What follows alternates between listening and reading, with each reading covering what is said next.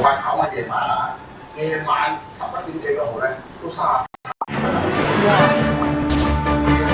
佢一次報快點真係同埋你睇嗰個跑得動睇嗰個咧，雖然可能唔係好多，但係都同埋每一種國家之間咧，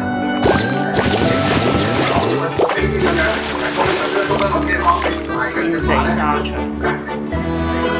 所以我覺得咧，適合呢樣嘢呢一段時間先至可以放翻佢出嚟，先至可以操控，即係唔係想像之中，好似打機咁樣啊！今個月咧就係法國，下個月就有波蘭，所以周邊勞頓嘅時候咧，其實對隻馬嘅負擔都好大。咁所以咧我哋賽前都唔係太過睇好自由度嘅。咁啊，但係就我諗都冇諗過隻馬係會有個咁悲慘嘅下場，佢係點啊？咁至於呢隻馬咧就好容易因為入陣床啊，啲馬腳幼啦。咁但係我最想佢嗰樣嘢就係有講啊，當然啦，呢一個係佢嗰個班型嘅問題自由都係唔錯嘅，都可以講係最簡單直接嘅。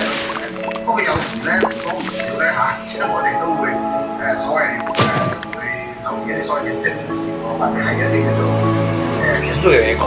往往咧有小馬咧，我記得當年嗰啲咩神秘九十啊、咩大交鬼十啊嗰啲咧，嗰個傳聞係順利覺得我哋係咁樣傳㗎嘛。係啊，長毛嘛。而家嗰場有一隻馬，我哋好記得兩個中國醫生嘅馬，咁啊嗰隻馬點樣㗎？係我唔記得係馬做馬，我又都係馬做馬嘅馬嘅。嗰隻馬係廣州啲馬房咧，以前嗰隻馬班嘅馬啦，隻馬咁啊，順帶嚟啦，